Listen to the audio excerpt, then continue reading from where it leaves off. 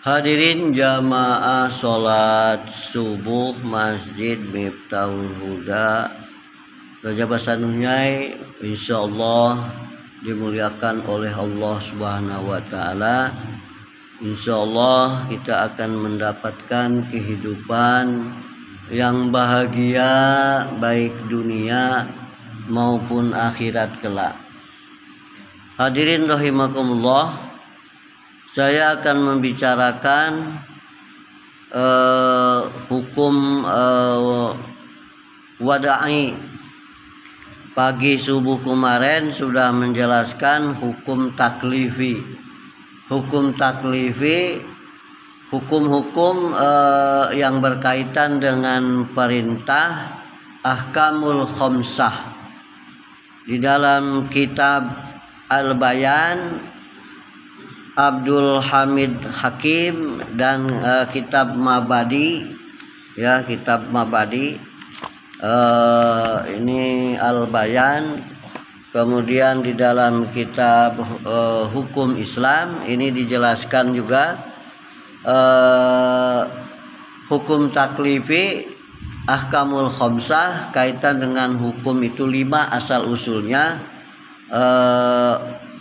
wajib, sunnah, makruh, al-karohah, mubah. Ya, ini ada tuntutannya yang memang tegas, ada yang tuntutannya tidak tegas, ya. Kalau yang tegas itu tuntutannya misalnya wajib al-ijab. Kalau dikerjakan dapat pahala, ditinggalkan dapat dosa. Contoh sholat 5 waktu ini, puasa, ya, bagi orang yang sudah akil balik, sudah dewasa, ya, melaksanakan ibadah haji dan umroh bagi yang sudah mampu membiayainya, pulang dan perginya juga selamat. Nah, ini namanya wajib. Yang kedua,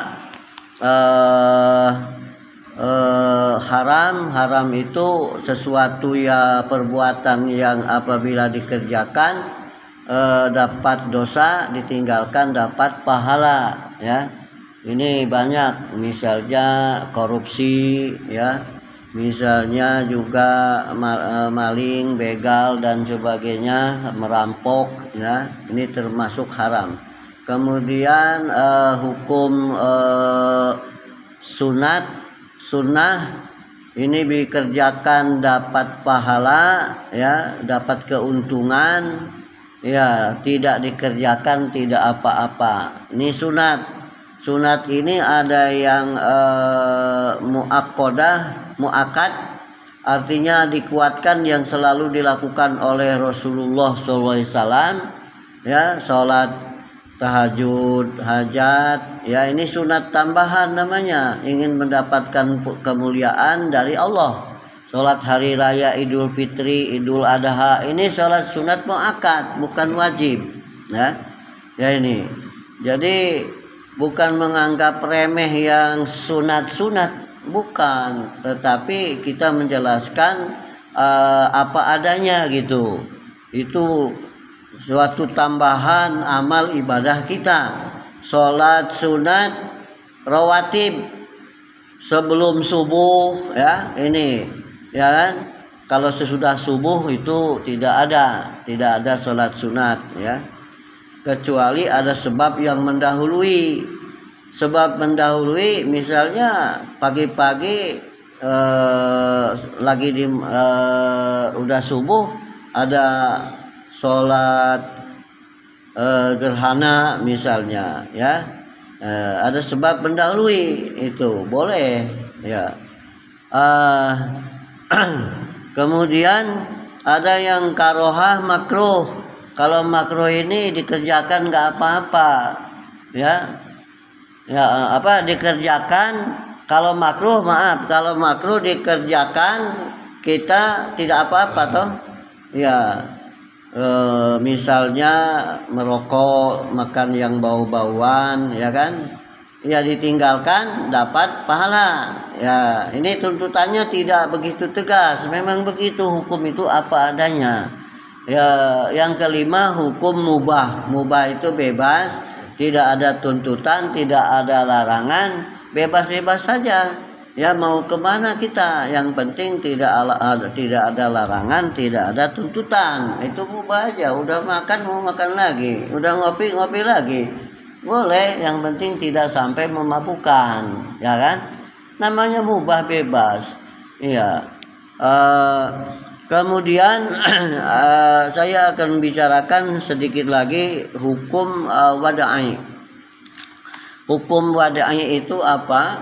Ya, hukum kaitan dengan perintah Allah karena ada hukum yang baru kita lakukan, ya.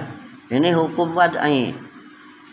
Hukum wada'i itu berkaitan dengan sebab, syarat, ya, dan mani'. Mani itu ada 3, jadi hukum wada'i ada 3. Ini yang jarang kita jelaskan, ya, secara mendasar, ya.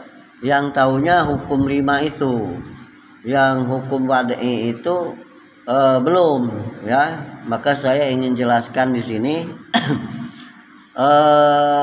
Kaitan dengan sebab, ya, apa? Sebab kita ini memiliki hewan ternak, maka dengan adanya sebab ini maka wajib memberikan makan minumnya, ya kan? Jangan sampai tidak diberi makan diminum mati. Nah, ini kan tuntutan juga bagi kita, termasuk kita lalai, ya kan? Dengan sebab kita menikahi seorang istri atau 2 orang istri atau 4 istri, maka mempunyai kewajiban untuk memberikan nafkah lahir dan batin. Nah, ini, ya, sebab menikah maka kita wajib memberikan waris mewaris, ada warisan, ada jatah membagi warisan kalau sudah meninggal dunia, ya toh. Ya, ini karena sebab, ya. Kemudian ada sebab yang memang itu dari Allah. Sebab itu bukan kaitan usaha manusia. Ya. Apa contohnya? Sebab tergelincirnya matahari di siang hari, ya, maka wajiblah sholat zuhur. Gitu bagi orang yang berakal, yang udah dewasa dan orang beriman. Kalau orang gak iman mah gak wajib, gak usah dibicarakan, ya kan? Iya, jadi itu ada ayatnya, ya, ada ayatnya begitu. Kemudian kaitan dengan syarat, ya, dengan memenuhi syarat rukun maka jadi sah sholat itu. Misalnya harus toharoh, harus bersuci, suci pakaian, suci tempat, ya. Ini secara lahir, toh. Iya. Nah, ini, ya. Jadi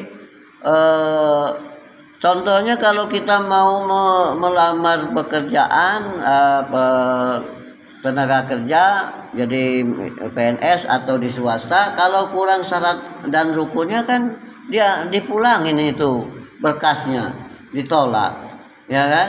Demikian juga ini syarat harus terpenuhi, kan begitu, ya. Kemudian yang ketiga mani, tercegah, ya, tercegah.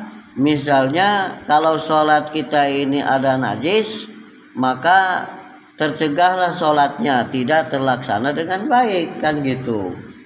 Ada contoh dalam hadis, dengan sebab membunuh kedua orang tuanya atau salah satu dari kedua orang tuanya, maka dia tercegah mendapat warisan. Ini mah biar dapat warisan, bapaknya dibunuh, ya kan? Iya, malah ini justru terhalang warisan, gak dapat jatah warisan, Pak, ya. Jadi saking dia pingin cepet warisan, dah diracun aja ini bapaknya, ya, atau emaknya, ya kan, biar dapat cepet warisan. Justru terhalang, Pak. Gak dapat jatah dengan perbuatannya yang dilarangin tadi, ya. Nah, ini demikian